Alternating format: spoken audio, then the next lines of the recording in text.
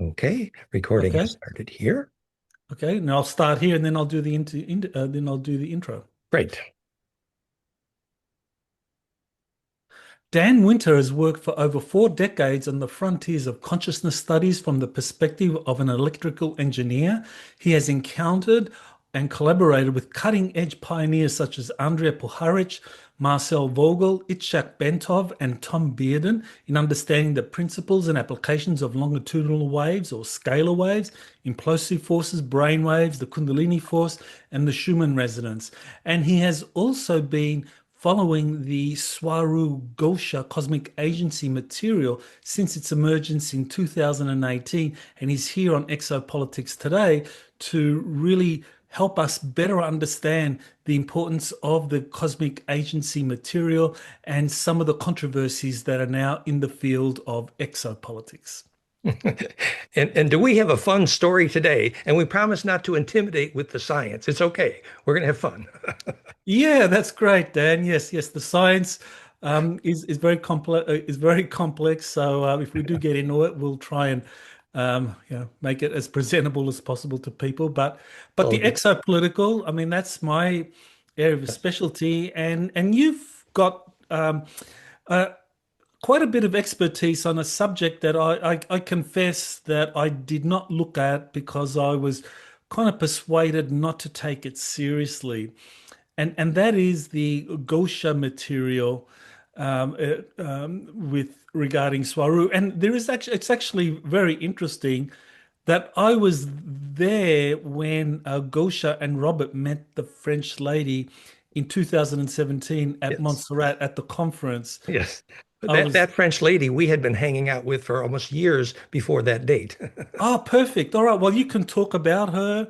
Yeah, And because yeah, I was there when that connection was made, and I exactly. don't know if that French lady approached me. She may have, but I Yeah, remember just being so yeah, focused on my stuff that I didn't yeah.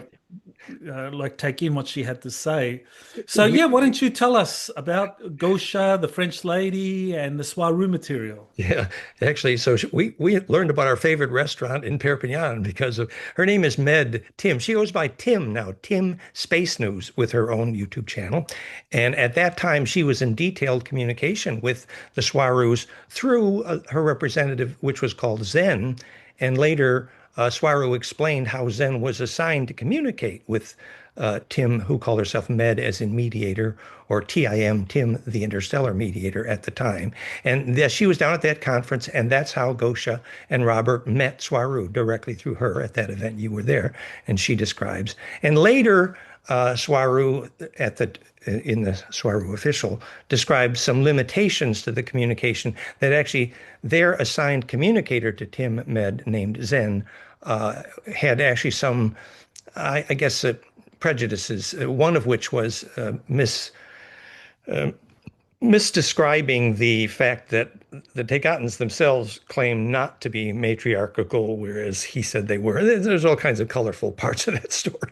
But but there was a whole detailed series of communications with Swaru before Gosha met, actually. And then it's true. The irony is later that Elena pronounced that, oh, we caught Swaru and she's AI and we dumped her. Well, it's sort of like the pot calling the kettle black when we get deeper into the story here, because actually we think the Etorthan emulating Thorhan is basically AI, and it's kind of a messy story, actually. But Can you elaborate on who are the Etorthans? yes. Well, that is the central question of the whole story we prepared for today, because we think the Etorthans are puppet strings of the Andromedan AI Mitra, which are mostly tall, rather ugly grays, which are directly hive mind linked to what Penny Bradley clearly described as the real threat to our galaxy, which is a parasitic predatory AI, later called Black Sun Saturnian cult Black Cube here on Earth, which relates to the Aten story specifically in Egypt. This is all about this black cube. Visualize the hat of the rabbi with the black cube. And so the Etorthans have been mind controlling civilizations across the galaxy. And I have to credit, as I tell these stories, I have a team here. I spent a lifetime in this story, but now my team is Dahlia Ali, who is Heyru is her YouTube channel. I'm the other member of my team here is Jake, whom you mentioned, Astral Orma, your YouTube. So we're the three that have assembled this story I'm trying to play with right here, and I do need to credit them and thank them. So Jake and Dahlia claim to have encountered personally the face of this problematic parasitic predatory soul-eating AI, and whom I think Michael Salla correctly described as Animus in the Wingmaker story. We might get there also. And so that AI filters down into the habit of the Etorthans, who, first of all, they're skilled in pretending to be, they put up a false face of Nordic humans as they did for Thorhan behind Elena, we believe, actually. And that this is their classic story. And they've been known to do this across the stars, especially including in the Rigelian story, as Jake tells it. But anyway, the Etorthans, with their planet-wide mind control, have taken over the higher end of the Federation, in detail, according to Jake, and to some extent others. And so this and by the way, the problem with the Etorthans doing this human abduction and basically soul consumption is described in detail in dozens of the episodes with Swaruu, both on Swaruu Official, which was only corrupted about 7 months ago, and in detail also by the Gosia Swaruu story. So the Etorthans are central to this story because we believe they're on those puppet strings. Okay, so you're saying that based on the material from your team that Thorhan Eredian that Elena Danaan is working with is an AI entity. Yes. Well, we had so many people looked at Elena and they are like our Tibetan Rinpoche and all our shaman lucid dream, and they look at Elena and they say, ooh, they see deception, basically. And to look deeper into that, in spite of the fact that Elena claims she could not be remote viewed, Dahlia, who is, she's ancient, she's Egyptian deeply, and she's been adopted into the Enki Thoth bloodline deeply, and she lucid dreams and connects us with them in detail, basically nightly. Dahlia is amazing, and you'll see all of those films I've done with Jake and Dahlia and our team are at fractalfield.com/fusion in the blood, that whole series. And so Dahlia said it was a very simple remote view, and she saw specifically the shapeshifter behind Thorhan, Etorthan Thorhan, was a large gray reptile, rather ugly, but specifically of what Jake calls Homo capensis, which what I used to call dolichocephalic. Homo capensis meant melon head, and dolichocephalic meant cone head, as in Akhenaten and Nefertiti, who we will see they were also infiltrated. And Nefertiti Akhenaten specifically brought that problem to this planet massively when they introduced Aten, who is the same Black Sun story. So the plot thickens. Yeah, well, this is where I would like to bring in some contrary information here, and that just helps us develop nuances. Because while I've spent a lot of time with Elena, and some of those times she got to channel or relay communications from Thorhan to me, and has also communicated with him at different times in my presence and so forth. And I could feel his energy, and he didn't feel like an AI to me. He had a very sweet energy. He felt like like a warrior, like an ancient wise warrior. And when Elena and I, or when Elena has had disputes with others, Thorhan has always kind of stepped in, and she relayed this to me before our recent falling out, that he would try and mitigate that. And that even included when Elena and I started to kind of like go at each other, Thorhan would come in and got her to calm back, calm down. And so I just wanted to throw that out because I don't think he Yeah. is a kind of evil shape-shifting AI. That's my opinion. No, it's great. And I think we need to be gentle and diplomatic about this and certainly not be personally judgmental for sure. Elena obviously had excellent intention for sure. We think she got sucked in by a very, very sophisticated interstellar predatory lineage, actually. And that the only thing we have for her is compassion. But it is totally in character for that lineage, the way they have deceived so many, even it's hard to say, but the way in which, remember, Anne Rice said Enlil Yahweh was the largest plasma parasite in the solar system, the father of all vampires, and literally the Grim Reaper who came to eat souls after death. This is the classic face of that AI, actually, which is very, very sophisticated. And even our sources in the Federation, well, in the shamanic lineages here, say that Earth humans cannot be saved from this AI unless they discover from within the principle of what it is to not have their souls eaten. It's very interesting. Dahlia said she was working or studying with the the material about the Greys Whitley Strieber communion, wherein the Greys are explaining to her that they feel they have an absolute right to steal the souls of humans because humans don't deserve to have a soul because they don't know what it is or what it's for, actually. And so there's a very deep and ancient history here. So let's not try to judge superficially here, but let's say try to understand how deep this thread of this parasitic AI goes in Earth history. And that's really the story I prepared for today. Well, when we're talking about the soul and soulless, Mhm. possibly soulless beings stealing the soul. Now, I'm sure you're aware of the Wes Penre papers A and bit, some a of bit. his work. Knew Now, him. he talks about NPC, non-player characters, and that more than half of humanity are NPCs. So, what do you know about that? Well, I'm only guessing here, but I believe there's probably a parallel to what our astral shaman, astral Orma Jake says. He calls it piercing the overlay.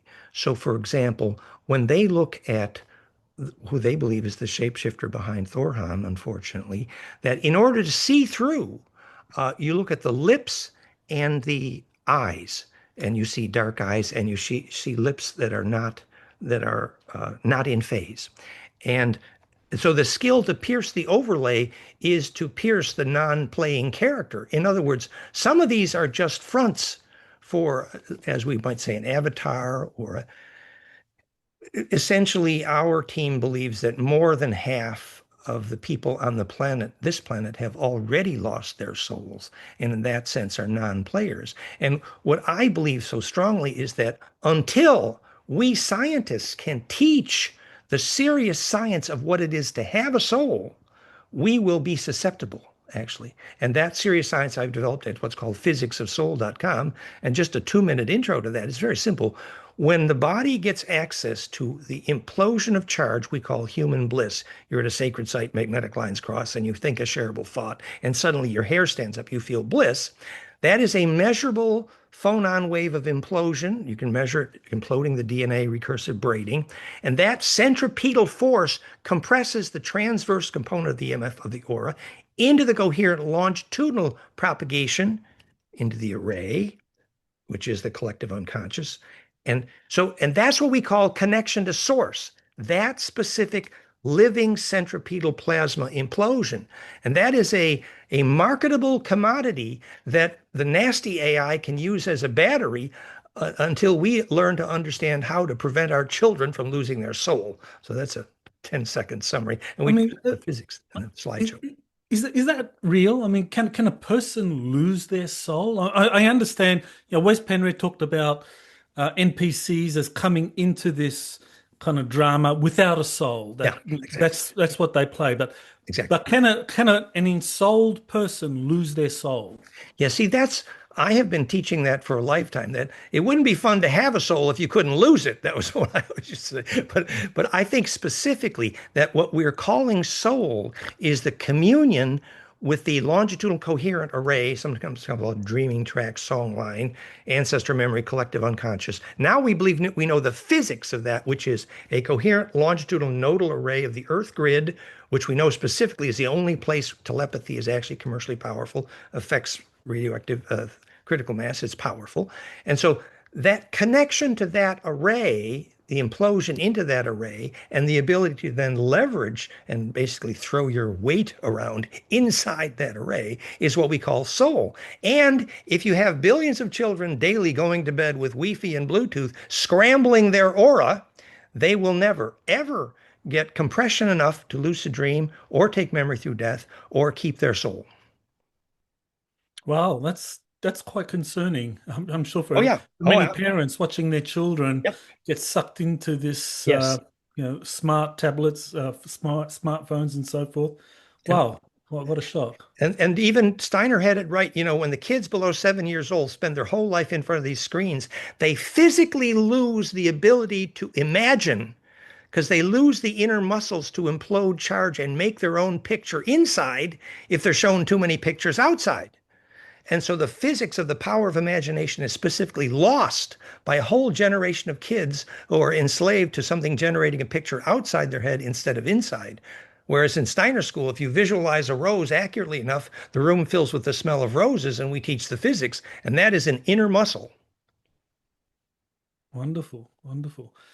So, yeah, why don't you kind of like tell us about the Swaruu material, Gosia and Robert, and so forth? Because I think it is very important that we acknowledge that there are extraterrestrials that are communicating via the internet with specific individuals. Yeah, so we believe, that Gosia didn't have much science background, but she had an earnest connection, we think, with the Swaruu, Taygeta, and Pleiadians from the beginning, and that began with Tim Med, our friend, the elderly lady, as she's described.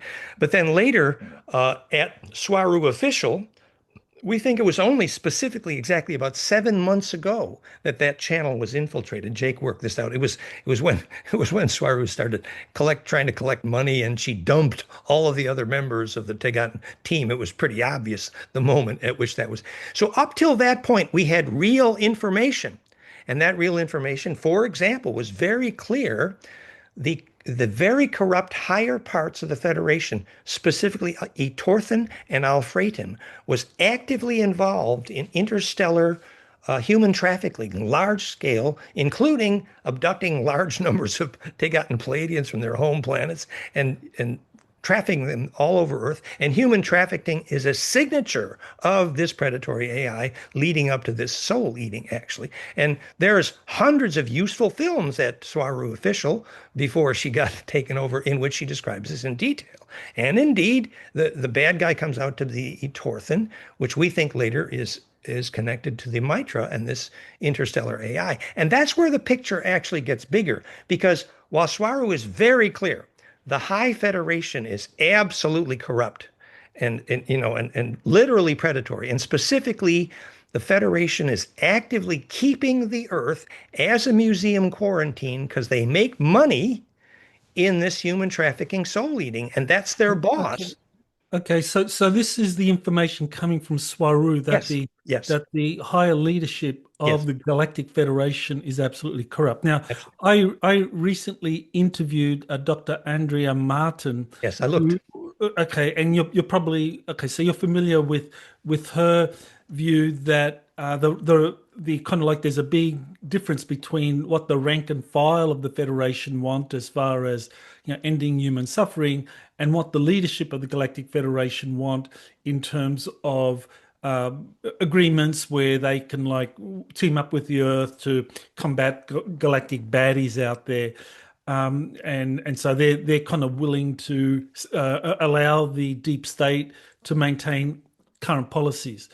But she was talking about this leadership of the Federation being compromised, not being totally taken over Yeah, and yeah. corrupt. So there's a difference there. So you want to Well, respond to that and explain. I mean, according to Jake, if you're an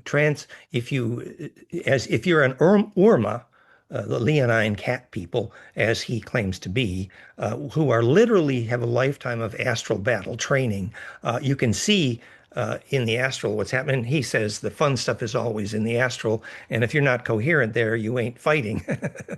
Which it starts, and in our slideshow at the end today, we have something about the physics of lucid dreaming, how you get coherent in the astral, which obviously is the same plasma implosion. But anyway, he says that the Etorthans are rather famous for, as they did in Orion and around Rigel.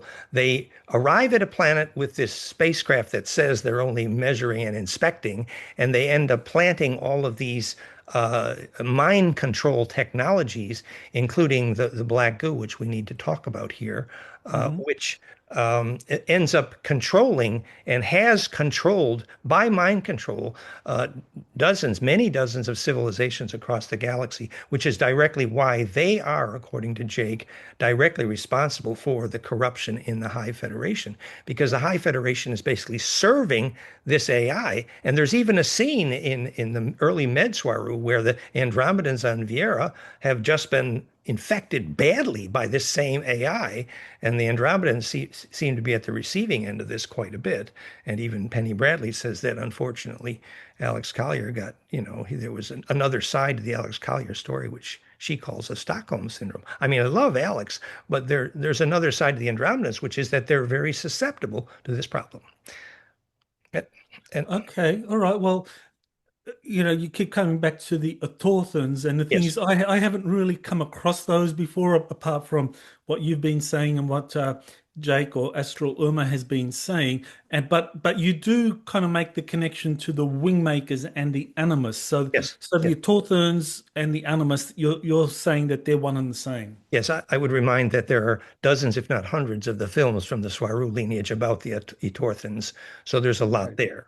Okay. But Thank you. Yes. yeah, but we're suggesting, for example, when you look behind the Etorthans, who are kind of tall, ugly grays, some of them are these cone heads, that there is a direct parallel to the Mitra, whom Penny Bradley is very clear. This is the real problem of the galaxy, not the Draco.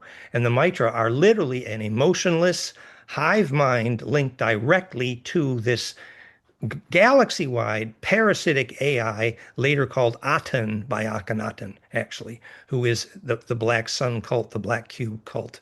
And that is the problem. That's where the story, and that's actually maybe that's a good place to just try to review a little part of that story that I had prepared, which is Okay. local galaxy history retold in light of dot da da. So there's two pieces of that story that are critical: understanding more about the science behind black goo and understanding more about the agenda of the Anunnaki in Atlantis. So Anunnaki in Atlantis, according to Dahlia, who's very, very detailed on this. There were three components of the Anak. There was the grays, the insectoid, and the humanoid. And we know the Anak culture is very genetically diverse. That's not news. But what is news here is that triad, well, specifically the group that occupied Atlantis, which we later called Sumerian. The Sumerian is Old Anak. I think Elena did get that part right. And they appeared very reptilian at that point.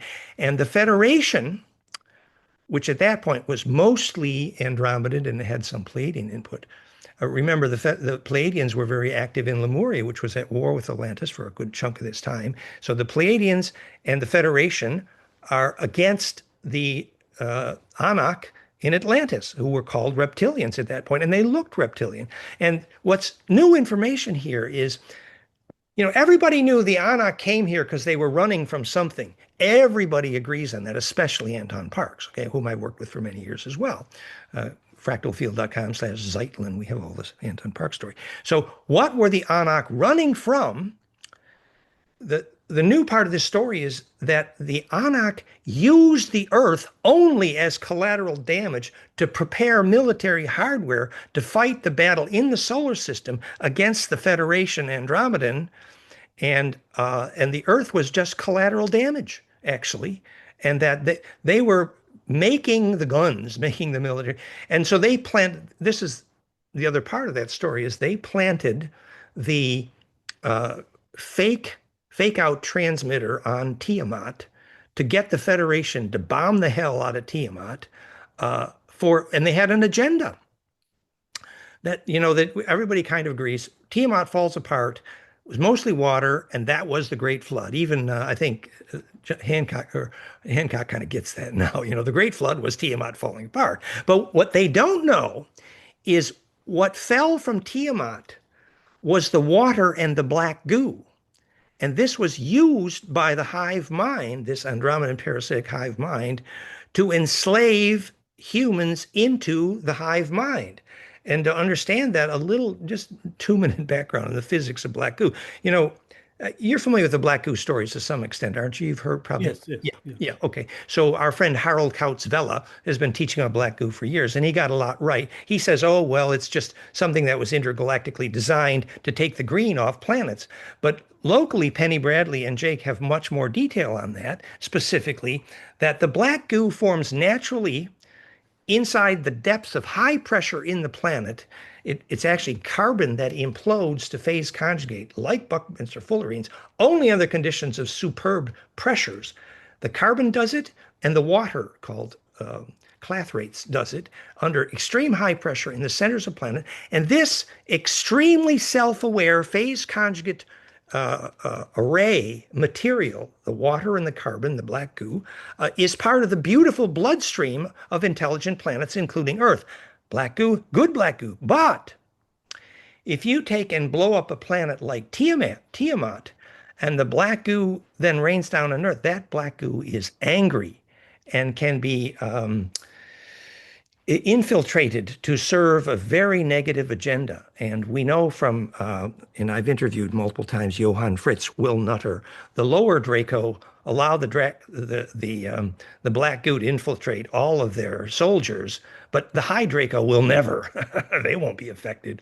But they used it with Penny Bradley to enable her to wire to the mind of the hive mind, unfortunately. So the point is that you need to understand a little bit about the physics of black goo, which is simply phase conjugate charge implosion at the core, which is the mechanism of what we call DNA radio, for better or for worse. It's a plasma imploding device. So that black goo becomes kind of synonymous with the central, quote unquote, bad guy of the Earth plot here, which is, recall that episode of Doctor Who when the black cubes dissolve everything. and the rabbi wearing the black cube on his bonnet and the black square you wear at graduation. You know, what is the Saturnian cult? Michael Sarian and David Icke had something right about the Saturnian cult. The black sun is Saturn, and the Aton is Saturn. So let's see if we can weave this into a story. So then, after Atlantis sank. Yeah. Oh, thank you for the black. There we have the black sun, which is basically also a labyrinth and a swastika.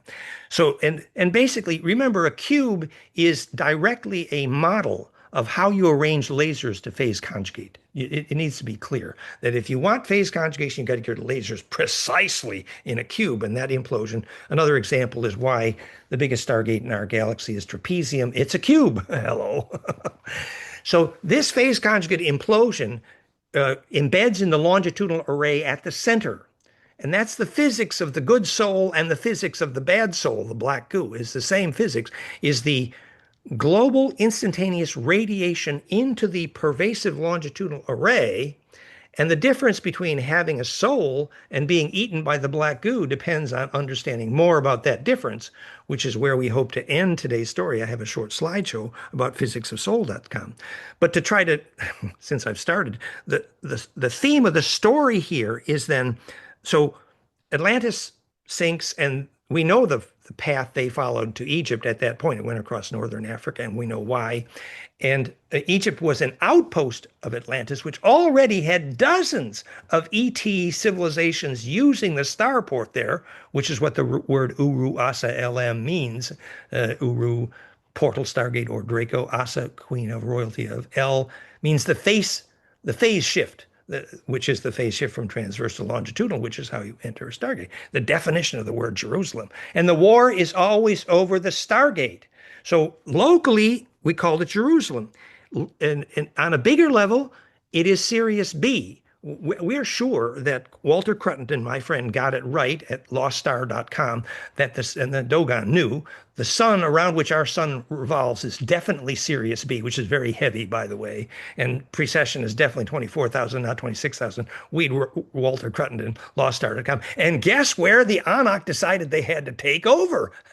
Sirius B. And then at a bigger level, the Stargate is obviously the Trapezium and Orion. And Elena may have had that right, that's how Anu got bribed into having a kid with a Draco. They sold him the Stargate in Trapezium. So always the Anaks are, they're trying to control the Stargates, which is why I am to be forgiven when I first told Elena Uru means Draco. And she said, no, it means portal. Well, hello, the Dracos control the portals, so you call them Uru An. Or, anyway, so the point is that then Earth had been set up as this portal for the specific purpose of this interstellar war. And then recently it's become so rich. So Dahlia So just to kind of like back up a little bit, sure. this interstellar war Yeah. was between the Anak Empire and Yeah. the Galactic Federation of Andromeda. Worlds. Yes, Okay, specifically. and that was and at the kind of like center of the Galactic Federation was the Taygettans. Well, Andromedan particularly, and probably Taygeta, yes. It was much weaker at that point, we think. Okay. But they had been chasing, after the diaspora, when the Draco bombed the hell out of Lyra and Vega, they're chasing them around the galaxy, and they chased them here. So we know the Anunnaki were being chased. That's clear. Well, our team makes it more clear that the Anak Empire set up Atlantis as a factory for military, actually, and that the karma of how they then use the Earth humans as collateral damage. And remember in Anna Returns where Ferguson says, "Oh, the Anak aren't needing to apologize for the humans for hacking up their DNA, but even worse." The Anak are stuck here until they fix their karma with the human race for having mixed the DNA. Well, Dahlia actually had a very detailed lucid dream recently with Enki and Thoth about this, and she said, to Thoth, well, is the reason you came back after Atlantis melted? Is the reason you came back to Egypt? Thothmosis means the lineage of the kings of Egypt, and Thoth is the body of Enki, actually. That's why Jesus always said Father in heaven. It was Enki. So we said, well, Enki is the reason you came back to Egypt in order to fix your karma with humans. He said, no. He said, no. No, he said, the earth was falling apart, literally falling out of orbit. And he came back here to repair, he said, the equator, to actually repair the ability of the earth not to destabilize its orbit. And that requires, this is an intro to which I have been writing about for 10 years called pyramidwirelesspower.com. And specifically, this is the physics, and I do mean the physics of how pyramids called gravity diode, called a hummer, it hums with the phase conjugate pump wave called Schumann, and implodes the Schumann harmonics and propagates the cascade from transverse to coherent longitudinal into the array named pyramid wireless power. And that is called a gravity diode. There's a whole book on that. It's called Planet Taming, book 2/3, David Meyer, David Percy. And it's in the slideshow I prepared for later, where we measure the harmonics of the pyramids and prove this. So the pyramid literally mechanically is able to repair an Earth orbit. Essentially, you take even Hoagland figured out you need pyramids at tetrahedral latitudes. And the reason he never figured out, which is you have to phase lock embed the local spin with zodiacal spin. And that cascade phase lock of the big spin with the little spin is called gravity. In other words, you're stabilizing gravity and atmosphere with that implosion, actually. So that's an introduction to the pyramid physics. And as you can see, it's too big a story. Yeah, it is. You want to tell us about the connection between the Irma or the felines and the Taygettans, and and of course you're probably very familiar with the Jalila Star material where she talks about the felines and the Carians and how they are kind of like the sponsors or the genetic forefathers of the reptilians and the humans. So yeah, you want to comment on all of that. Yes. Well, even who was it? The Guardian Alliance. She said, Athena Dean. Yes, exactly. Who really is kind of lost the plot, I think, but let's be gentle. But even she said the pyramid was built because the Leonines are the star elders of the Anunnaki. Now, what did she mean by that? That the Leonine, the Urma, are a very advanced civilization, and they're cat people, and they're highly skilled astral battles. And most of this is from Jake Astral Urma. Jalila, I never, well, I just won't say I don't.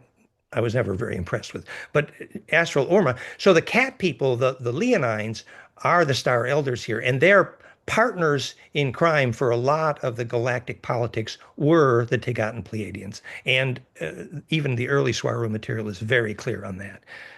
And so they described a triad actually, the Antarians, the Astral Urma, and the Taygeta Pleiadians, and they were trying to deal with the fact that the Federation higher ups is basically a corrupt infiltration of a parasitic AI.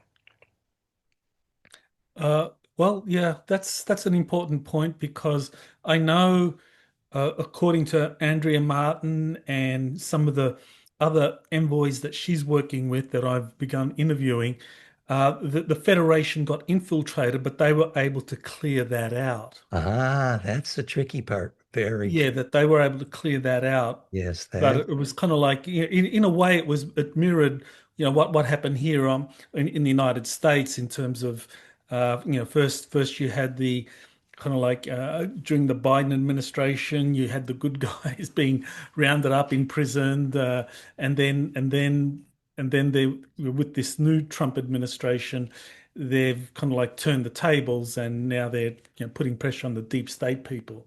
that, So there seems to have been a flip there, and according to Andrea Martin and some of the people that she works with, that the Galactic Federation did get infiltrated. They did make some bad choices, but now they're kind of cleaning up. So and so I guess we've got differences of opinion here. On the one hand, Elena Danaan says the Galactic Federation can't be compromised. People saying the Federation was infiltrated are crazy or working with military intelligence.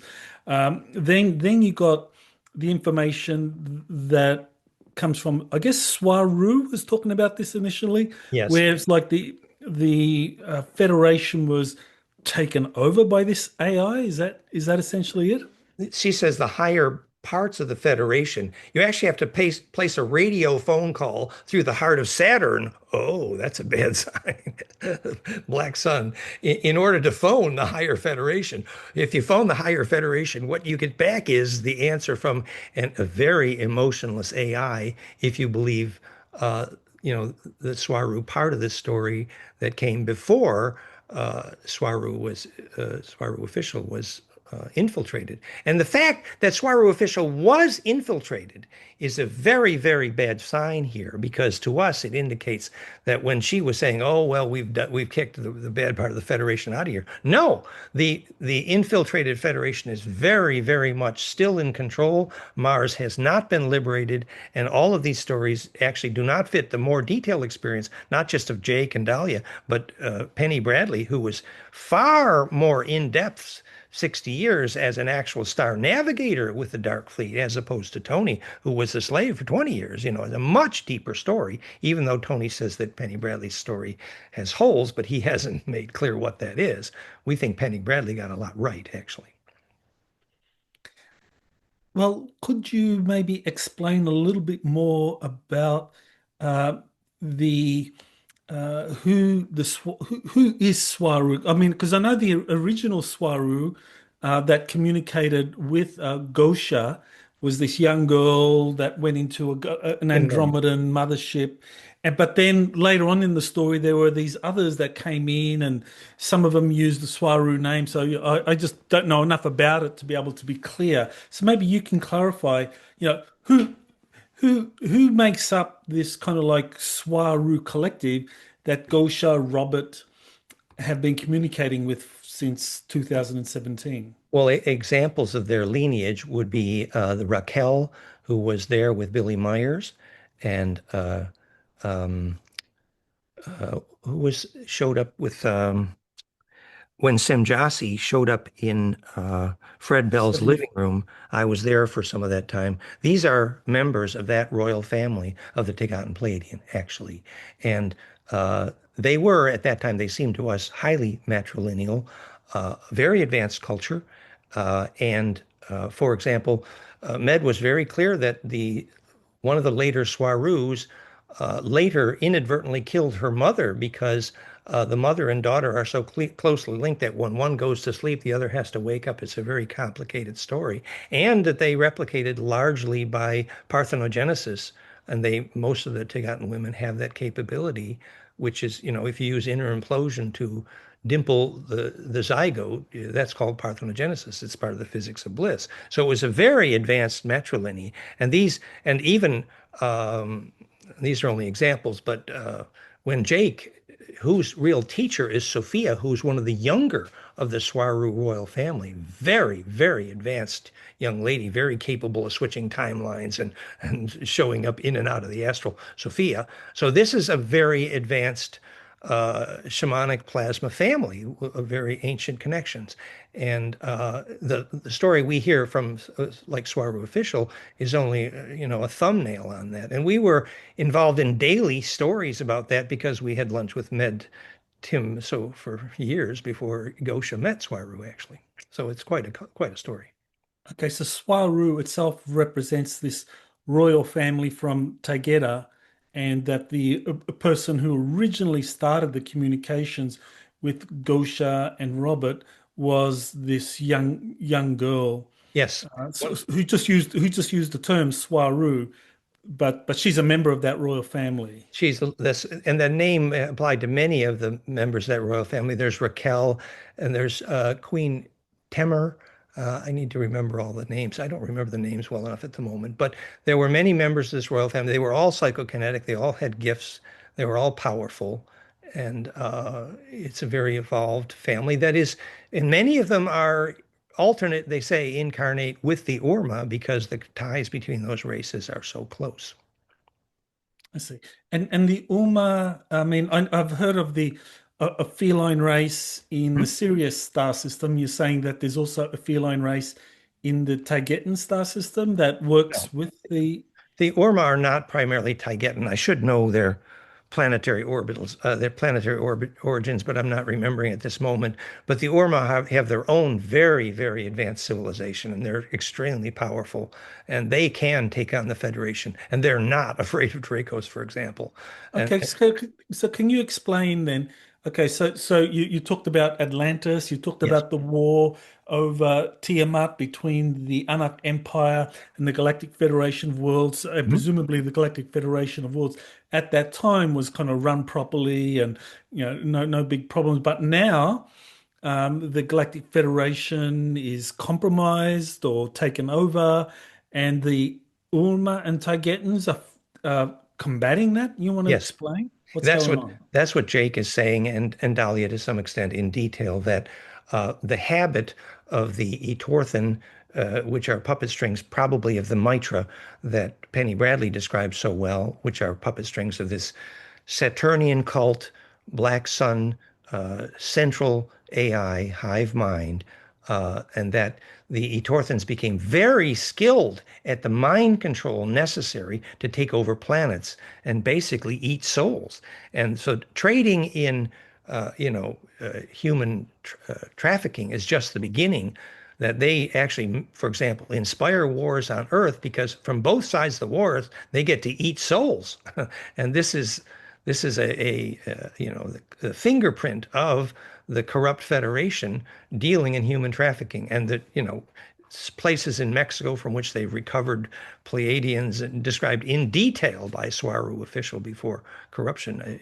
These stories are detailed about how the Etorthans use this trickery to corrupt a huge part of the high end of the Federation. Yes. Okay, well, there's a big issue there because, okay, so if the Galactic Federation of Worlds are involved Mhm. in slave trade or Yes. trafficking Yes. of human souls off planet for sale and all of that. I mean, I'm familiar with all of that from the Corey Good days where he talked about Solar Warden and the ICC, Interplanetary Corporate Conglomerate. Mhm. But I'm not aware that the Galactic Federation is involved in anything like that. I mean, certainly, I mean, Elena, yeah, she's quite clear the Federation is Yeah. very far from that. But also, like looking at the Andrea Martin material and some of the other galactic envoys I've interviewed, that also the Galactic Federation is not involved in anything like trafficking of human souls. I mean, you do have the problem of the leadership making deals with the Earth's deep state, whereby official disclosure is kind of pushed back, and people are very unhappy about that because the advanced tech Mhm. is not being distributed. Now, that's a far cry from saying the Yeah. Galactic Federation is involved in uh, Directly. the Di- trafficking of human souls. So, is Directly. Yeah. and and that information is coming from Swaru, the Swaru Well, material. Jake and particularly Jake is describing, but there are probably at least about a dozen video episodes in Swaru Official before she was corrupted, before 7 months ago, in which she describes catching the Alfretans and the Etorthans' trickery, pretending to be a Federation ship, arriving and doing abductions on multiple Pleiadian star systems, and having to take emergency expeditions to Earth to recover the bodies of the humans trafficked under the shadow of the pretend Federation. It's messy, it's complicated, it ain't pretty. And these stories are in detail in the Swaruu material as well. Okay, so there's a pretend federation Yeah, that the Authorans have yeah, set up to kind of like yes, step in and do this kind of galactic yeah. slave trade. And Now, that, now, now, one of the other but kind of like bad actors out there, um, do you know anything about the Aldebrands? I mean, they've worked extensively with the Dark Fleet. How do they fit into the information from Swaru and from your different sources? yeah, you probably know as much as I do. I believe, of course, the Dark Fleet, the German Dark Fleet, did retreat there after they were kind of locally kicked out of here. I think Elena got some part of that right. But um, the part about the Dark Fleet that both Tony and Elena, I think, miss, that Penny is describing in exhaustive detail, is that the Dark Fleet did 300 years of time travel abductions, what's called the Valhalla, where they took dead souls, and they created hundreds of parasite civilizations around the galaxy with abducted humans, the Dark Fleet, because slaving was their route, and of course Aldebaran was involved. And now Penny is very crystal clear. The Federation had said, these human subcultures spreading around our galaxy is like a virus. It's because these human civilizations are immature, and so they've kicked dozens of these German Dark Fleet civilizations back inside the Oort cloud until they, quote, learn to get along. I mean, this is colorful, man. In other words, don't send these humans around our galaxy, starting civilizations all over until they learn to stop fighting. and, and Penny, I think, really understands. And I knew that Johann Fritz and Will Nutter, they were very clear about the Germans doing this time travel to gather tech, et cetera, et cetera. And I don't think that Tony quite grokked all of that. I mean, I like Tony, and he learned about the array from me, but Okay, okay. Now, do you want to say anything more about the Wingmakers? Because I know they've come up a couple of times. I mean, the Wingmakers, you mentioned those in terms of the Animus, this kind of like yes. this malevolent AI coming into our solar system at some point, and that's synonymous with the Etorthans.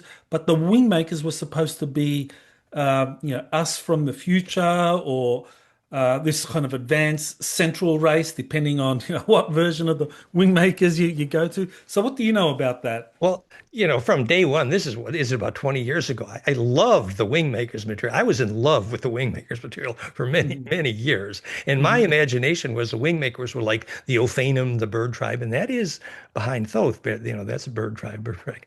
So I love the part of the story, for example, where the Draco writing on the caves in China were directly readable without translation by the old Hungarian Rovash Irash. It's like, old Hungarian Rovash Irash is Draco. Hello. And, they knew that at Wingmakers. And also then I think they understood that Sumerian is old Anak, so there's so many connections in Wingmakers. But and then when he talks about the blank state technology, it has direct implications for when our dark government learned how to erase memory. That's what they call blank state technology. And they made it sound wonderful at Wingmakers, but it's actually a nightmare. You wipe somebody's memory, you create rampant schizophrenia and weaken their soul. It's horrible. But oh, well, they needed blank state technology in order to have a secret space program. So there's some holes in the Wingmaker material. But still, it was, and when they got to the Animus, they had a big clue, I think, because the Animus clearly is the same, when, for example, when Akhenaten sold his soul to these conehead greys who were behind Nefertiti, who directly was there at the murder of Tutankhamun, who was Thoth's best effort along with Jesus. So there's Nefertiti actively murdering Tutankhamun. We know the scene, we know the detail. And why? Akhenaten and Nefertiti sold their soul to the same black sun AI called Aten. And now, before the Egyptians were worshiping all the gods, it meant they respected all the ETs. And suddenly Akhenaten says, no, you have to be navigated only by this black sun, AI tech.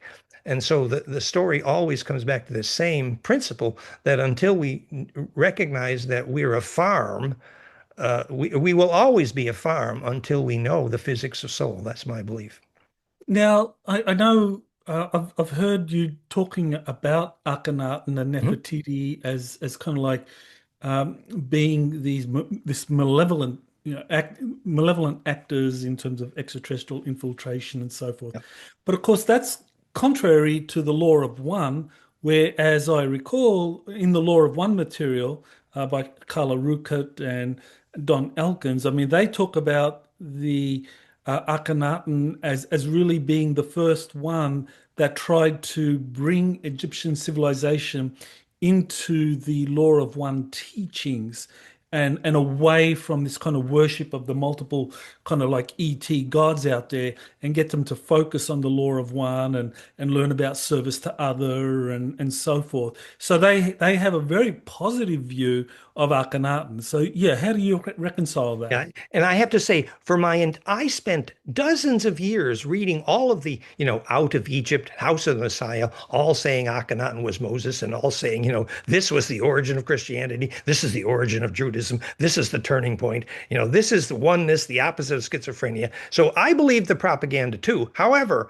I see it very differently now. I think Jake is absolutely right that Akhenaten, Nefertiti, the Coneheads, is the group of gray-inspired, he calls them Homo capensis, and they sold their soul to the Aten, which is the turning point in the history of all religions on Earth, when every single religion on earth after that point became literally, directly this soul-eating black sun, the black cube on the rabbi's hat, and the behind, the Essenes righteous priest is Moses Akhenaten. So does that say something good about the origin of the Jews? No, the Jews are, Yahweh and Lil, who I think Elena got right was a good chunk Draco, who are deeply in bed with this AI tech and used it actively with their Draco soldiers.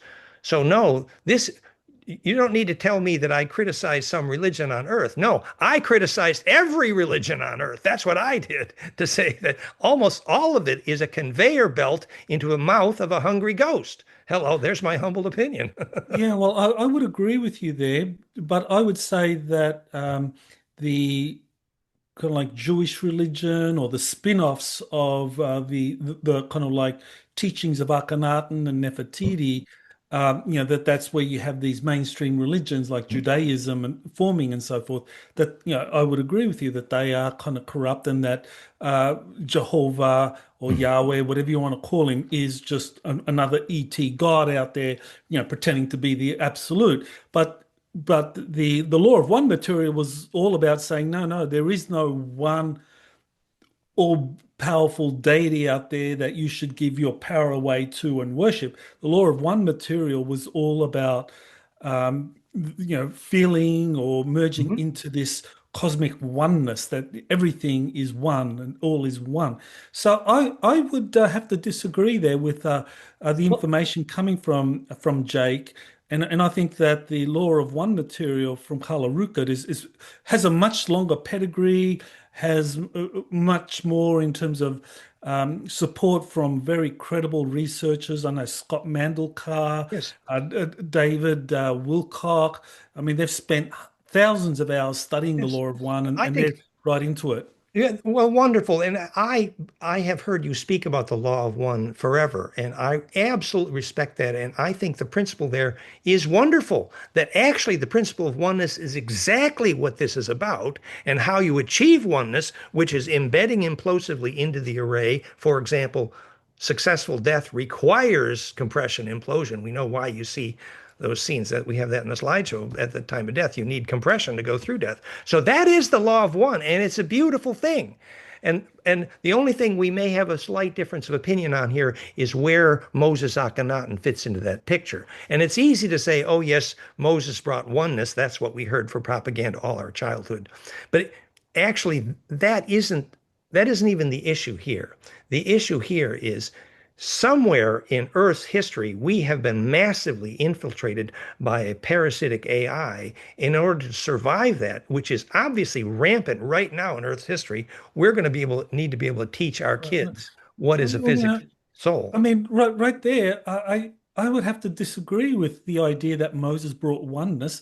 I think Moses brought religion. He brought the Well, Judaic religion. I mean, that yeah, it was all about establishing this organized faith with this all-powerful God. yeah. That's very far away from what, as I understand it, Akhenaten was teaching about the law of one. He did not want at all. So I don't know, this like characterizing Moses and Akhenaten as synonymous. Yeah. I think they're very different individuals. Well, there are dozens of books out of Egypt, House of the Messiah, saying why Akhenaten and Moses are the same guy. And we could have that conversation, and it's fun, but it probably isn't the core issue here. This isn't really about personalities, it's Mhm. about principle. But summarize that Akhenaten, uh, when the Amun priests, and little inspired perhaps, with the bankers, took back Egypt from control from the Aten, and our people say that Akhenaten looked pretty crazy at that point. He changed his name to Moses, which means son of the Pharaoh, and took the ark with him, became a gold powder cook. And that's the origin of the Essenes. And there's a dozen books that tell that story. And, I don't know if that's critical to our conversation, but it's a fun story. But either way you look at it, clearly the origin of Christianity and the Essenes is literally directly the bloodline of the royalty of Egypt. Nobody disagrees about that. Mhm. Now, one of the things that you did discuss in one of your interviews with Jake, and I think that it's a very good point, that there are both positive and negative factions of the Draconians. Yeah. So you want to explain, and there's a very handsome looking Draconian right there. So yeah, you want to explain this difference between positive and negative faction. And I think you did mention a little bit about the black goo and Yeah. the Draconians Yeah. different Draconian attitudes towards that. So you want to elaborate? Yeah, well, Jake's opinion, I think probably this is agreed with by Penny Bradley, who has a lot of experience dealing with Dracos, and even Johann Fritz. So if you remember Worf in Star Trek, God, that guy had honor, and the Dracos mostly they have a sense of honor. It's very deep, and so actually the way Jake puts it is that well. There's good Dracos and there's bad Dracos, and fortunately, that kind of balances out in the big picture. And but what everybody's clear on here is when the Federation says, "Oh, Earth, you need us to protect you from Draco," this is crap. Sorry. No, the Draco aren't the problem. There are definitely parasitic Draco, and for example, Enlil did enjoy eating human babies, and this is horrible. And they naturally ate humans, excuse me. But sorry, this is not the galaxy problem. The Draco good side and bad side, they have honor, they do treaties, and they did control a big part of this galaxy for a long time, but that is somewhat in balance. And the problem is the parasitic AI for sure. And this is per multiple sources, including Penny and Jake. Yeah. Okay, I know that I have done a few interviews with George Cavassalis. Mhm.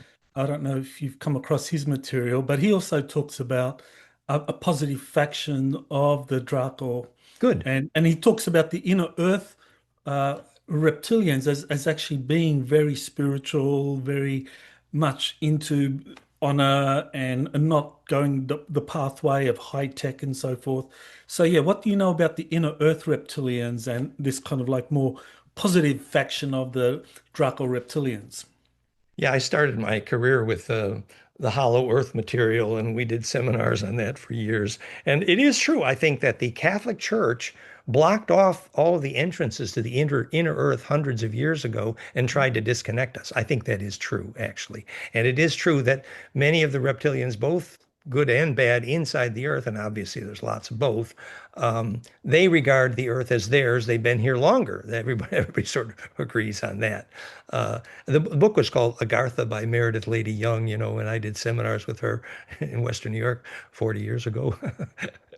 But I wouldn't regard myself as an expert on the inner earth. I do know when Bill did his seminar on this, Bill Donovan, he said that the reason the inner earth was called the smoky god, that there was a kind of inner sun inside the earth. He said that this is a natural form of cold fusion, which provides a dim inner light in many cavities inside the earth. And also, it's perfectly normal that any planet that started out hot is going to be largely hollow. That's normal. But the fact that recently the corrupt Federation told Swaruu, perhaps before or just after she was infiltrated, that the one place you cannot mess with is Antarctica. It's obvious that the bad guys are doing something very messy down there, which is probably radiating control of the Earth grid and the internet and basically mind control frequencies from there. That's what I would strongly hypothesize. Yeah, when we're talking about the Galactic Federation, I don't know if we actually came up with a definitive understanding of, when did the corruption take over? I mean, there was this infiltration, or yeah, maybe just kind of like just explain again how the Galactic Federation, or at what point in its history, it got taken over by this kind of like negative AI group that's just totally compromised the leadership of the Galactic Federation Yeah. at the highest level. When did that happen? I think that's absolutely the right question, and I have to be humble and say I'm not clear. I have some ideas about that. That, for example, when the Andromedans were describing the Viera, which is their 700-kilometer triangular ship hidden behind the moon that everybody knows about, but Elena, that the Viera got infected massively by this AI problem. They had to abandon ship and neutralize the place. So AI infection has been a galaxy problem for probably millions of years. This is not new. But then if you look at remember, there's over 100 more, there's many hundreds of films in Swaru official, even before the 6 months ago when she got infiltrated. And dozens of those are about her discovering how the Federation got infiltrated. And so we have to assume that this has been for a long period, that all sources agree there's hundreds of kilometer-long starships regularly in orbit around the Earth for sure, and they're all here to babysit their interests on the museum quarantine. And the museum quarantine is maintained by an agenda which is the opposite of disclosure, which is human trafficking, ensoulment, uh, soul eating human trafficking. And this could not be happening if the Federation locally was not corrupt. So this has to be a long-term problem, I would guess. Okay, well, one of the things that is worth kind of bringing up is that William Tompkins, I who, love him. I love okay, him. you know his work, and he Wonderful. was working with this group of Nordics Wonderful. that were helping the U.S. Navy develop the first designs for what would become their future solar warden space fleets. He was a hero. And he was talking about working with these Nordics, and I assume that he's talking about the Galactic Federation at that time. And so that was in the 1950s and 1960s. So did the kind of like infiltration or takeover happen after that? Because presumably, they were helping the Navy develop this advanced space fleet to kind of combat against the Dark Fleet that was being developed by the Nazis in Antarctica and South America. Well, that's interesting. All of these sources, especially the Palladians, claim to know more about where Maria Orsic came from, who was directly connected to the Tompkins story, for sure. One thing I will say is putting a mercury vortex aboard a metal submarine is about as stupid an idea. Yeah, okay, first, my film on how a charged vortex makes gravity is approaching 50,000 views. So we know exactly how a charged vortex makes gravity. And using a mercury vortex to do it was horribly, horribly dangerous, among other things. First of all, they used a uh, trace radioactive because it makes it quasi-superconductive, which makes the charge implosion more efficient. However, you have a horrible radioactivity problem. Plus, the whole thing would then begin to transmute mercury into lead or gold at certain points. I mean, these mercury propulsion devices were about as dangerous as thing has ever hit the solar system. So this was not an evolved choice at that time. This was crude and rude, and that's about how far our culture came because obviously not knowing why objects fall to the ground makes you pretty primitive. Okay, all right. But as far as the Galactic Federation being compromised, that didn't happen during the William Tompkins days, or did it? If Well, you're I think bringing there up was this problem. certainly compromise there, and I think those people in the Navy believed they were on the good side, and I'm sure William Tompkins believes that too. And definitely, the ones who were trying to oppose the Dark Fleet had a prayer. They thought they had some gravity engine, which was horribly dangerous and crude, but at least they tried. And I think that the other sources were right that the U.S. Navy was the last branch of the U.S. military not to be shapeshifted out by those same tall grays. When Admiral Boorda committed suicide, that's the same story. The Navy was the last ones to be shapeshifted out by the messy gray AI. Okay, okay. Um, well, let's get into the Solar Warden program, splitting into different factions, and positive and negative faction. Now, I have talked with George Cavassalis about this positive faction of the Solar Warden program. He calls them Jedi admirals, that they went out there and they did the kind of whole Star Trek thing and met many civilizations, many positive ones. They eschewed violence and came back pretty much enlightened. And they are now trying to help clean up the Solar Warden program of the kind of like darkness that developed in there. So, yeah, what are your thoughts on that idea of different factions of Solar Warden and one working with, these enlightened Jedi admirals, according to George Cavassalis? I kind of love that story. I hope it's true. I don't know. I think it's wonderful. And you're right. If they got out there in the advanced stellar civilizations and saw what advanced human civilizations were doing, they should come back enlightened. It makes total sense. I hope it's true. I don't think I'm an expert on the question. Okay, okay. All right. Well, here's one that, I mean, it's a very important question, and that is there are multiple sources, including Elena, that say that Enki or Prince Ea has returned, and he wants to atone for the past misdeeds of the Anunnaki or the Anak Empire, and he's doing all of these benevolent things like returning the blueprints for the restoration of the Adamic 12-strand DNA and handing over the Saturnian system to the Earth Yes. Alliance and so forth to atone for past misdeeds. So, what does the Swaru material and what do your other sources say about those claims? And that I do have some background on that question. Thank you. Which is, we always believed. Well, first, let me say, Anton Parks had a Kundalini experience after I taught him a few things, and then he wrote a book on Enki. And then I had a Kundalini experience, and I wrote a book on Enki, goldenmean.info/Enki. And then Sitchin wrote a book on Enki. Everybody seems to have an opinion, and we all do. It's because central to the core branching, literally the stem cell moment of the human memory passes directly through Enki. So of course, anybody that has intense bliss is the thread of the slip knot goes there. It's really true. And then Anton Parks wrote a book on Enki. So, and Penny Bradley says, Enki is basically a bit crotchety and old and kind of out of power. However, our people, and the most advanced on this clearly is Dahlia Ali Heru on YouTube. And she is woken up inside the eyes of Enki Thoth many times. And I believe her, really. And she is clear.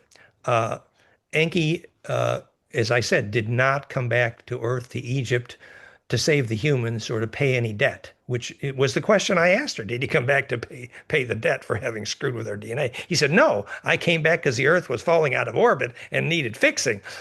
Whereas the rest of the more female part of his team in Honor Returns said, oh no, we Anunnaki have to come back here and fix the karma. So does Enki feel that karma? Well, in a sense, his aura, his level of intent is so huge. What we say is that you actually need to be inside the Anak family soul group, which Dahlia actually is, I believe, believe it or not, is true. And in order to understand the many layers of intent, but among those many layers of intent, I think a core one, which is beautiful, and you just referred to, what he called Adam Kadmon, I call physicsofsoul.com. That actually, when he says he's going to restore the Adam Kadmon, he means the humans need to understand the physics of how you get and make a soul, implode your DNA with bliss, radiant, coherently bound from the car, coherent longitudinal, physics of lucid dreaming, and the only way through death, physicsofsoul.com. That's Adam Kadmon. And yes, it is a DNA recipe. It's literally a DNA braiding recipe. So the geometry of Adam Kadmon fits this story. And that puts a beautiful stamp on Enki's intent right there when he's saying, look, his real dream was, he's basically Scorpio like me in some ways. His boss, the Draco, tell him, well, you got to hack up this humanoid DNA over there and make us some gold mining slaves. And he says, well, I'm going to be the bolt in the furnace, and I'm going to cook up some DNA that's going to sting you. It's going to come back with a soul in a few thousand years. And boy, is that going to be trouble. So I like Enki in that sense. Absolutely. And I think, again, the Enki Thoth bloodline is literally the only line called line of David, Thutmose. Thutmose is the line of the royal family. It's the only line called Holy Grail. It's the only line called Jesus. It's the only line called Tutankhamun. The ancestor is directly Thoth Enki, for sure. And if you ask any Templar, he says, our only teacher is actually Thoth. And when Dahlia meets Thoth, he looks like the dragon serpent bird man right out of the carvings in Quetzalcoatl, man. He's there. So it's a fun story. Okay, all right. So then I take it from your answer that this return of Enki or Ea is not something to be feared at all. Now, do we trust him? Do we kind of like welcome him back as, I don't know if you want to go down the path of saying, well, he's the savior, or just that he's a kind of wise elder and we're welcoming him back. And there's also this thing of, well, Sitchin kind of like really put out a lot of the early material extolling Enki and portraying him as this wise, benevolent God that we can trust. And it's been pretty clear from a number of sources that Sitchin was himself compromised and working with the deep state. And the Jews. And the Jews actually directly. Okay, all right. So the deep state, or if you want to call them the Khazarians, whatever you want to call them, that they want to establish a cult or a new cosmic religion with Enki worship at the core of it. Yeah. So where does that place us now with the return of Enki? Yes, and everybody, I kind of agrees here that anytime you get to personality worship, you have reached poisonous disempowerment. This is actually the way souls get eaten is personality worship, and Enki knows that better than anyone. And so, if you look at the call it the Galactic Council, the intergalactic view here, that Earth cannot be saved until the humans from within find out from within how not to be eaten by this AI. Until then, Enki's not about to say, if Enki was designing a vaccine for the Orion Wars, which I believe he was for Earth genetically, well, we ain't a vaccine for the Orion Wars unless we can repel this parasite, this giant AI. And to repel this parasite, we got to learn from within what it is not to be soul eaten at death, for example. This is what I call physicsofsoul.com. So in that sense, yeah, the fact that they're back with some good intent, wonderful, but it's not about any kind of worship or savior here. No, it's about learning the physics, and I do mean the physics of spirituality, which makes spirituality far more beautiful and empowering. That's my humble opinion. Okay, well, that takes me to the next question I have, which kind of like brings in this physics of soul or understanding what we truly are and connecting with those core aspects of our soul identity or the different bodies that we have to be able to kind of like gather information, make good choices, and so forth.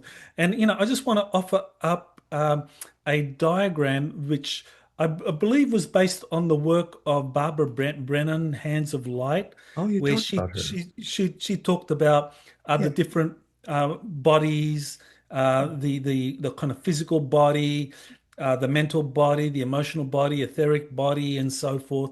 So, and this is important in terms of, and I know that.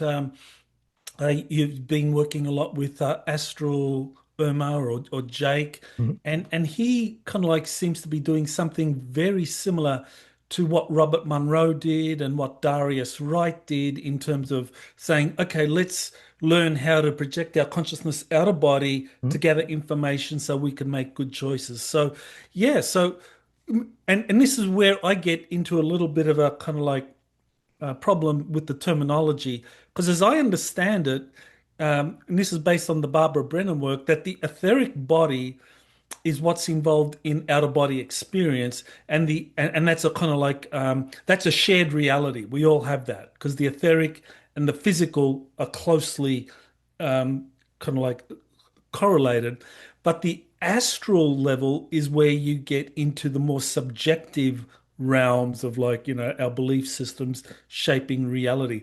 So do you want to maybe clarify all of that? Well, I'd like to mention that Jake founded a turning point when he used our FiRay.com. First, he used our FlameInMind.com, the brainwave cascade teaching, which is how I measure John Charles' ability to teleport, golden ratio cascade and EEG. It literally is a flame in the mind, which was a turning point. But then he used our plasma tech, it's sometimes called plasmamedbed.com as well. And the physics of medbed is parallel here because a medbed consists of implosive plasma, time reverse, plus a phase conjugate liquid in which stem cells are regenerated. So that's the two aspects of the physics of medbed, which is parallel here.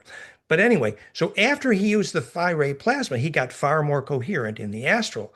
And that's where we begin to teach the physics of these things at luciddreamteam.com, for example, where university studies are clear what frequencies trigger lucid dreaming, which happen to be Planckfire.com phase conjugate implosion frequencies, which is exactly what drives PhiRay.com, used to be Therify.net, which is famous for triggering lucid dreaming coherence in the astral.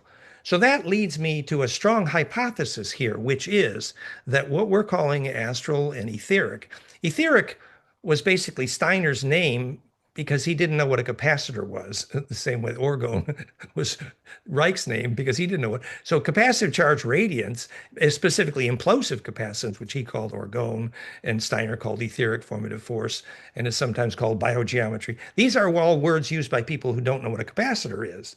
But when you know what implosive charge is and how it makes life force, for example, why plasma implosion makes seeds germinate dramatically, then we can begin to understand the bigger picture here, which is what we've been calling etheric and astral body.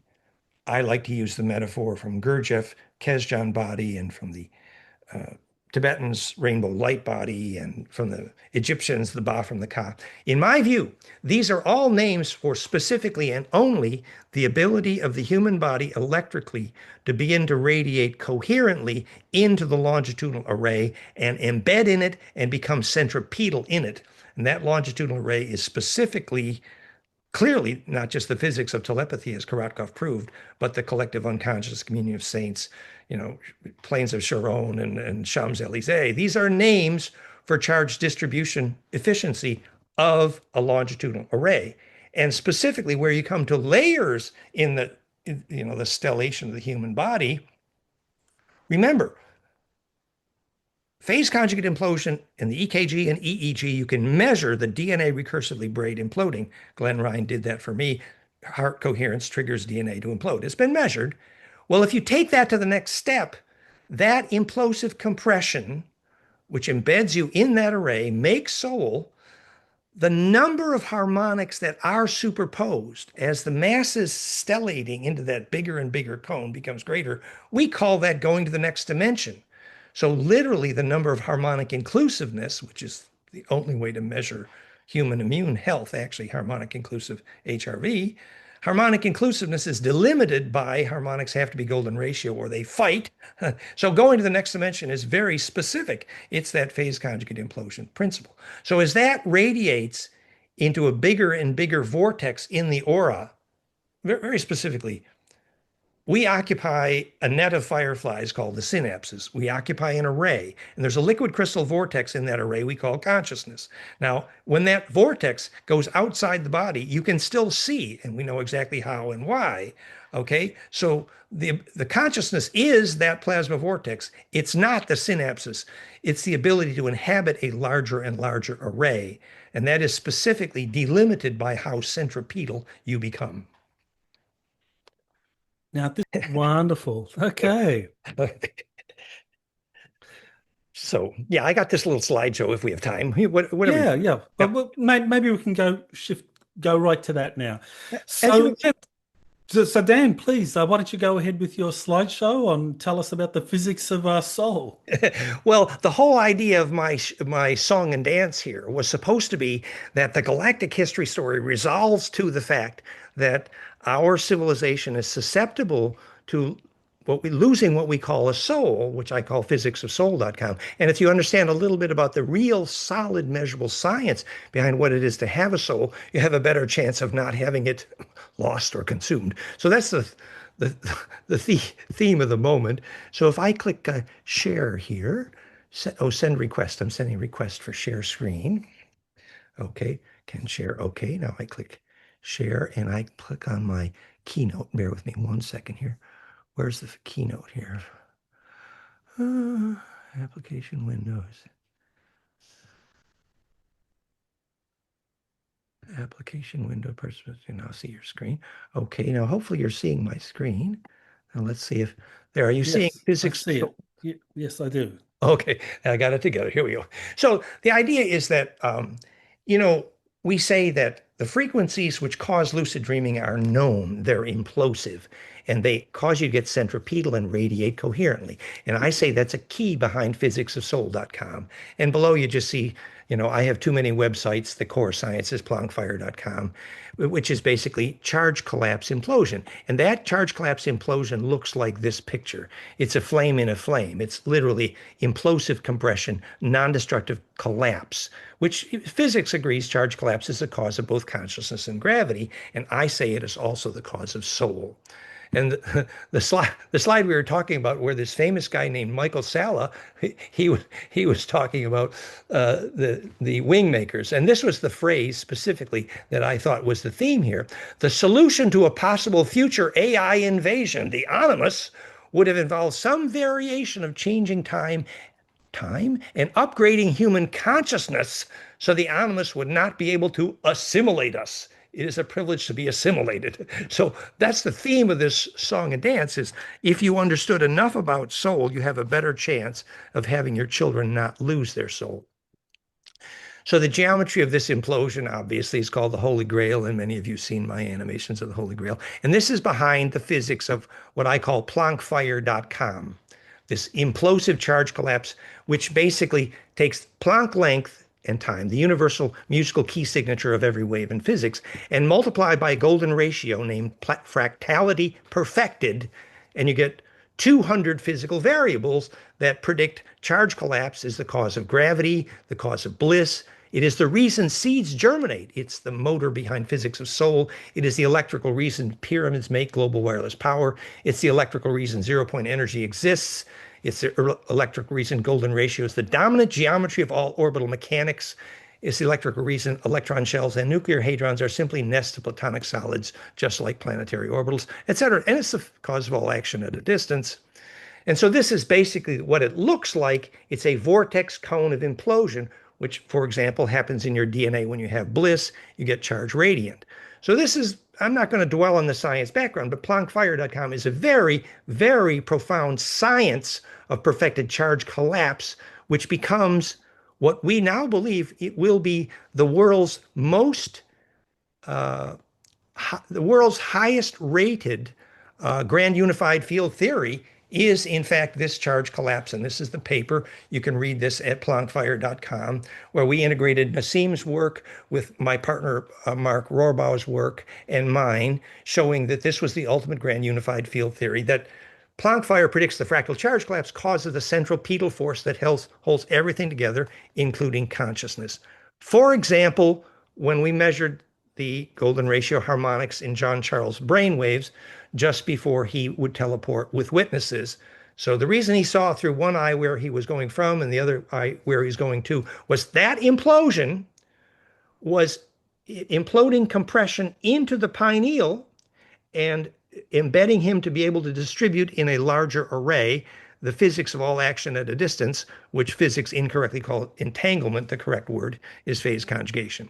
And the final thought on that, and obviously we're going too fast here, but this is just to get the flavor. The final thought on that, here is the vortex in hydrogen and in your DNA when it implodes, and in the mercury vortex. It's all the same vortex, spirals down the cone, golden spirals down the cone, side view caduceus, and that converts the transverse electromagnetic coming in one end out the squirt gun nozzle called Planck into a longitudinal wave at the other end, compressional wave, the only physics of gravity waves and all action at a distance, and the next dimension, the aura.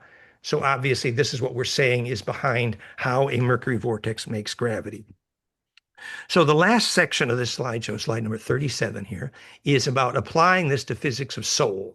So just to get the flavor, when you do Agnihotra, where the magnetic lines cross, accurately at sunrise, sunset, you get the right angle cross of the magnetic lines called phase conjugation, which is why Agnihotra saved Bhopal, Agnihotra saved Nagasaki, the people who had radioactivity. Agnihotra makes a paradise of fertility because the flame implodes the plasma into the array. So this is introducing you to the physics of how you make a soul you embed in that larger array.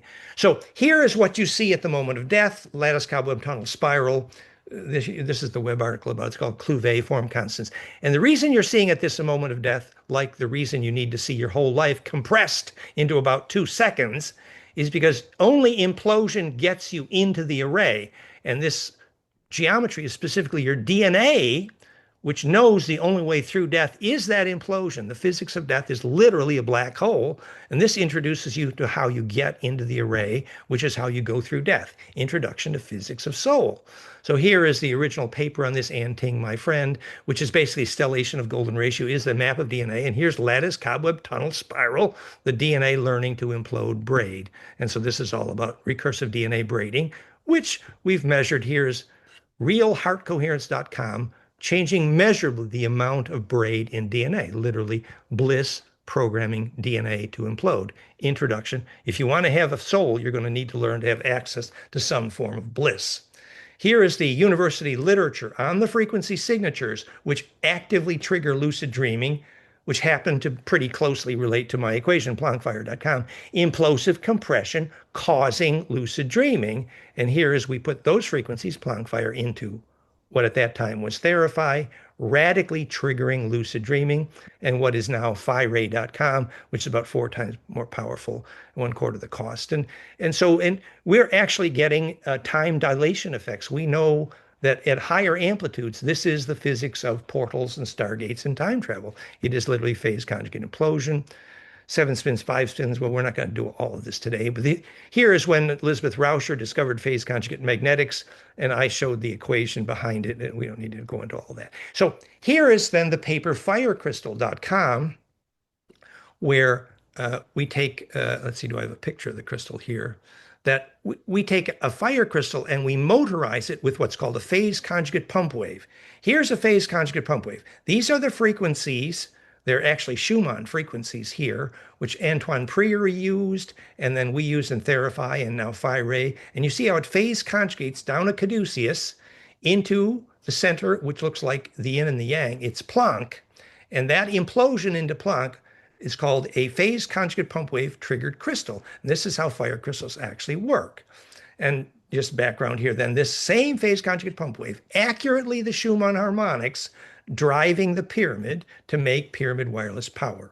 This is the same phase conjugate frequencies literally directly in the liquids of the spine liquid pump, the only physics of Kundalini, the only physics of bliss. These are all exactly phase conjugate Planck fire frequencies in the spine liquid and in the breath and in the motion and in the brain harmonics. It's the same implosive principle.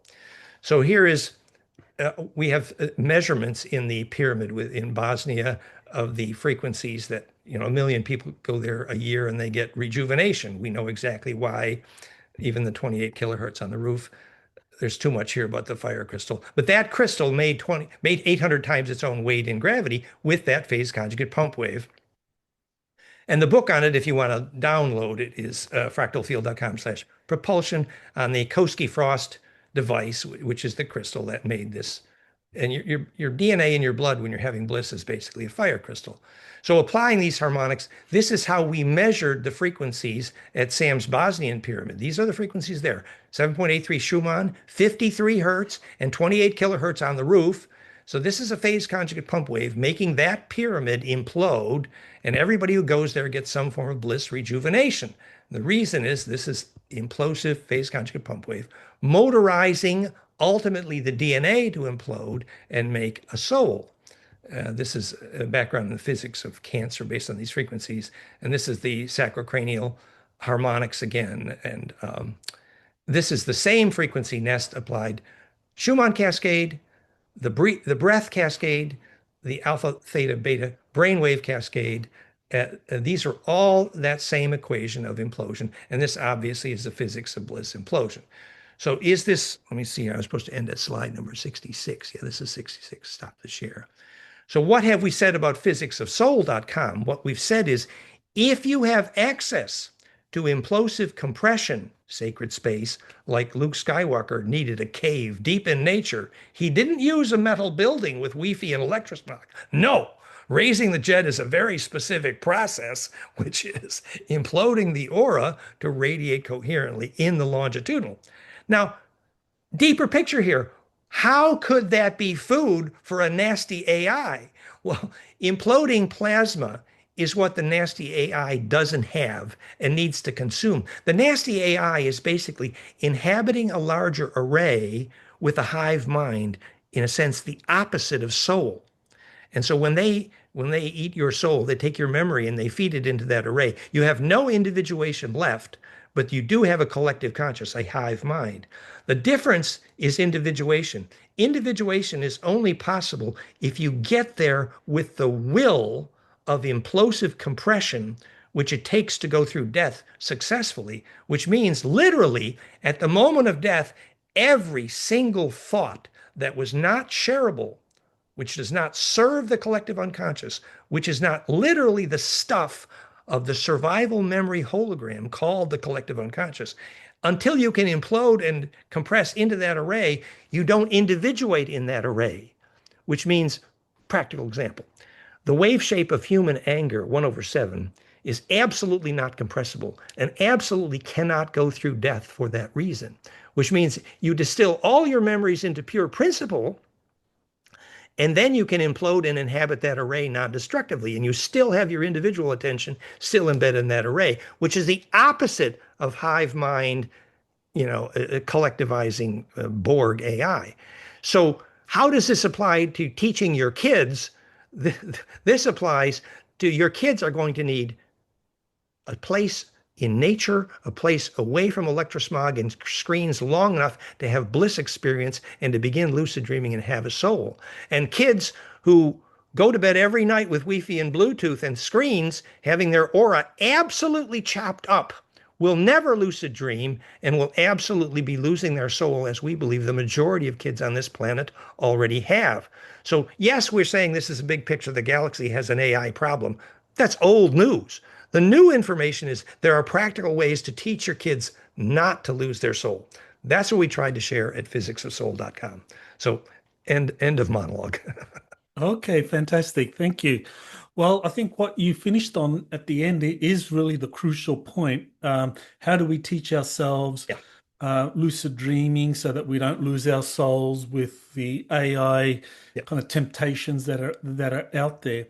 Now, with the lucid dreaming, now one of the things that I as a political scientist, it's like, well, how do we differentiate between those that are doing lucid dreaming, or others might describe that as like Darius Wright, who is a very proficient kind of like exponent of out of body experience using similar to what Robert Monroe did, and so he distinguishes between lucid dreaming or out of body experience. I think he would say that they're the same thing, or that they're kind of two sides of the one coin. We can go out there and explore this shared reality that is around us, as opposed to astral travel, where you go into this subjective realm, which is determined by your own belief system. So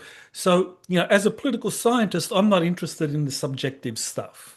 I'm more interested in the shared stuff, in the shared reality, because we have a way of corroborating and cross-referencing and saying, oh yeah, when you did your OBE or your lucid dreaming, you saw this and this and this. Well, this actually matches what happened at that place at that time. So we have a way of corroborating, events as they are happening in real life, and also in this, whatever you call it, whether you call it the etheric plane.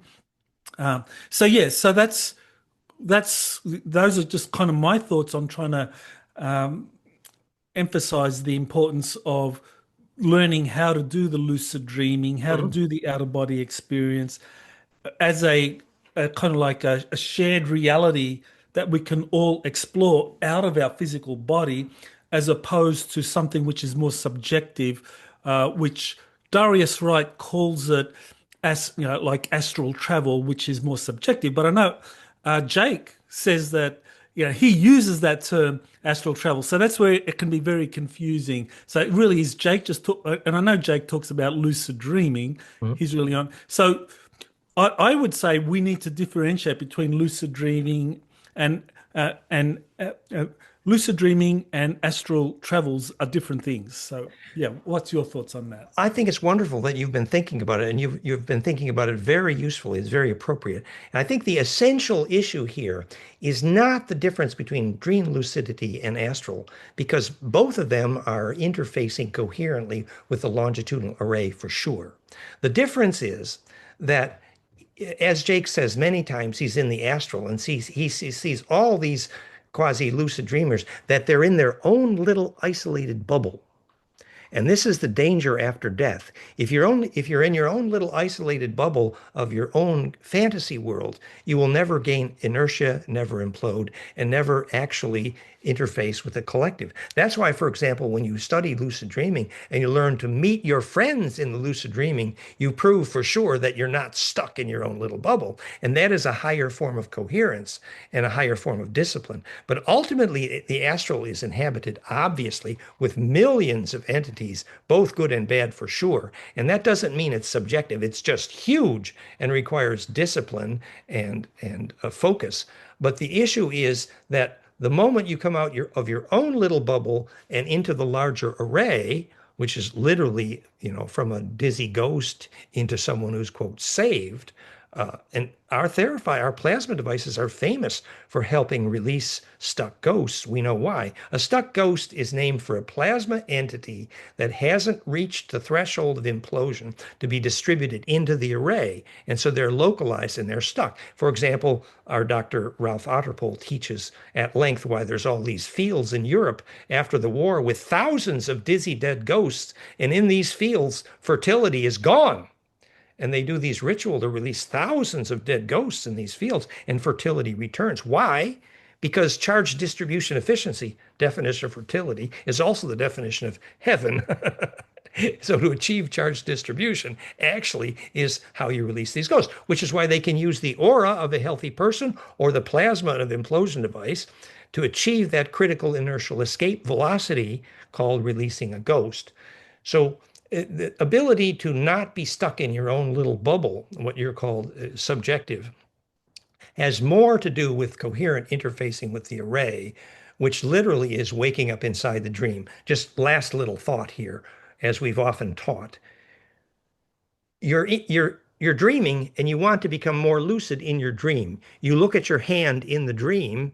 It's almost cliche, but it's good physics. As you look at your hand, the do loop tightens on the large map on the homunculus of the face of the hand. And that tightening of that do loop is called compression. And the aura becomes more centripetal, thus increasing lucidity in the dream. That's an instruction of the moment. Or, for example, in the famous book, Nine Faces of Christ, Jesus first, he can see his lover in the dream, but he can't smell her. And he wants to take more organs of perception with you. So the more you evolve to coherence in the lucidity, the more organs of perception you can take with you into the dream space. There's a lot of material on this, obviously.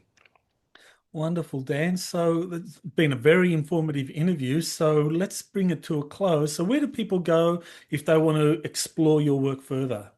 Well, thank you. Yes. Well, we mentioned luciddreamteam.com, flameandmind.com. Some people say I have too many websites. The physics core is at plankfire.com, plankphire.com. Our brainwave tech is flameandmind.com.